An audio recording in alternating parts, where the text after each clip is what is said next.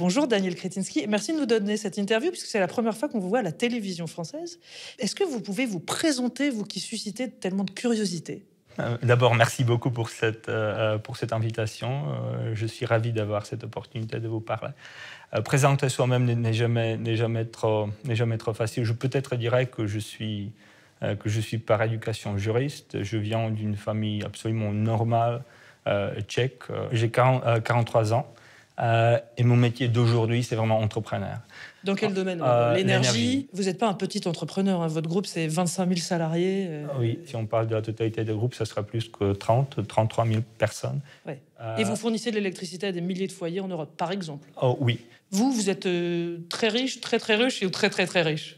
Sincèrement, je vous dis vraiment, ouais. Je ne passe pas mes jours en comptant ma fortune personnelle. J'imagine. Je ne vis pas en vie d'un riche au sens d'avoir 10 voitures, 3 chauffeurs, des fêtes jour et nuit, voyager à travers du monde. C'est pas du tout mon style. Donc c'est pas ma mode de vie, si vous voulez. Bien sûr, si vous comptez la valeur des sociétés que je possède, ce sont des milliards d'euros. Donc des milliards d'euros.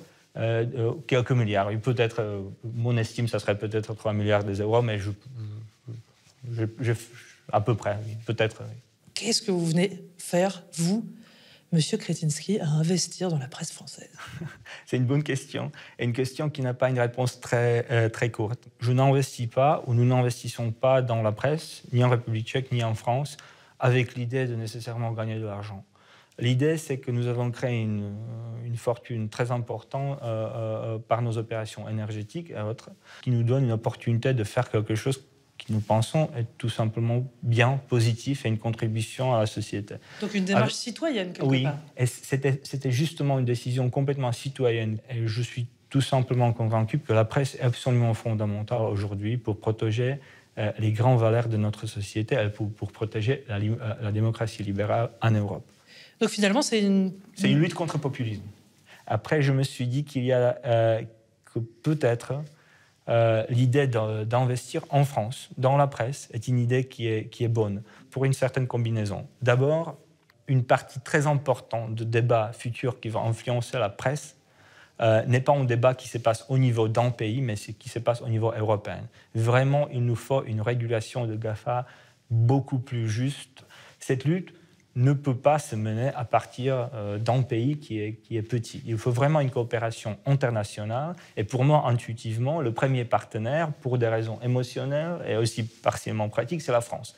Dans le cas de Lagardère, aussi le côté industriel médiatique est très intéressant. Je pense qu'il y a vraiment beaucoup de travail que la presse Lagardère peut faire. Ce sont des très grandes marques, on parle de Elle, de Télé 7 jours, ce sont des journaux très identifiés en France.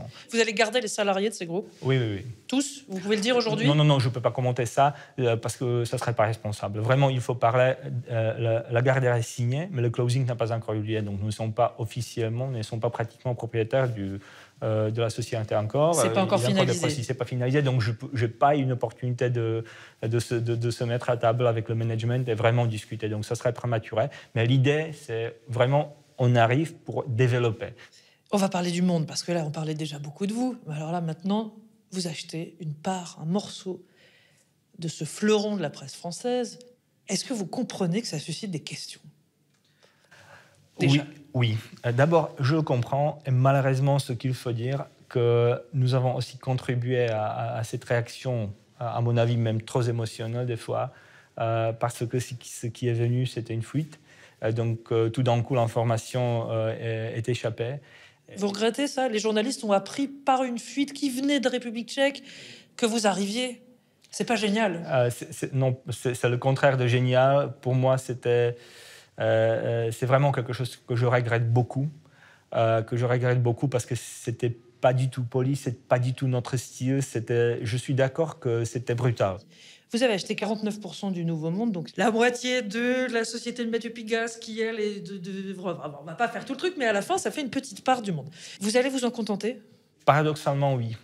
Ce qui est pour moi... J'ai du mal à vous croire. Ah, oui, non, mais c'est vrai. Pour moi, un rôle minoritaire n'est pas du tout un rôle pénible.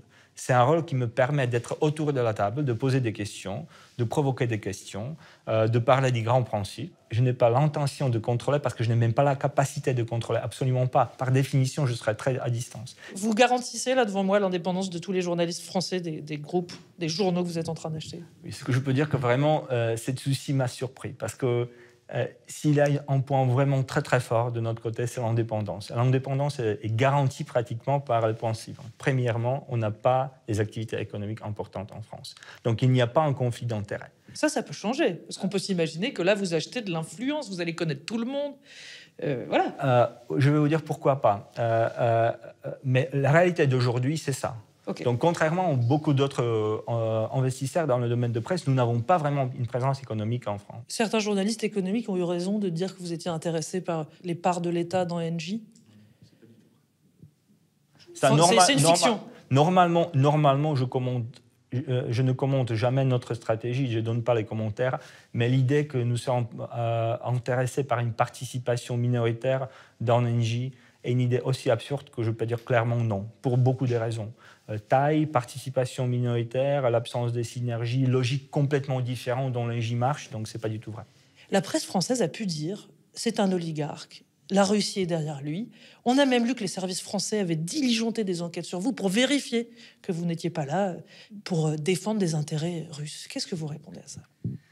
Sincèrement, pour moi, qui est, comme je vous ai dit, francophile, qui est très attaché aux valeurs européennes, aussi avec une expérience historique, parce que j'étais né dans un système totalitaire qui était gouverné par les communistes sous le patronat soviétique. Pour moi, il y a un élément de tristesse.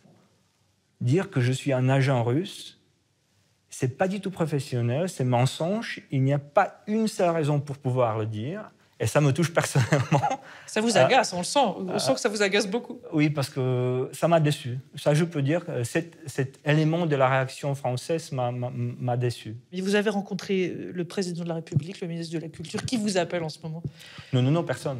Parce que j'ai entendu le ministre de la Culture dire à la radio, sur France Inter, je vais regarder qui est M. Kretinsky. Il faut quand même se demander qui est ce monsieur qui rachète toute la presse. Personne. Je ne vous crois pas. Non, mais c'est vrai. Mais c'est vrai. Moi, je ne connais pas les hommes politiques français et je suis complètement confortable dans cette zone et je ne pense pas que ça devrait se changer. Bien sûr, s'il y a une invitation, je ne le refuserai pas parce que ça serait impoli, mais je n'ai pas du tout la tendance de m'impliquer dans le système politique français.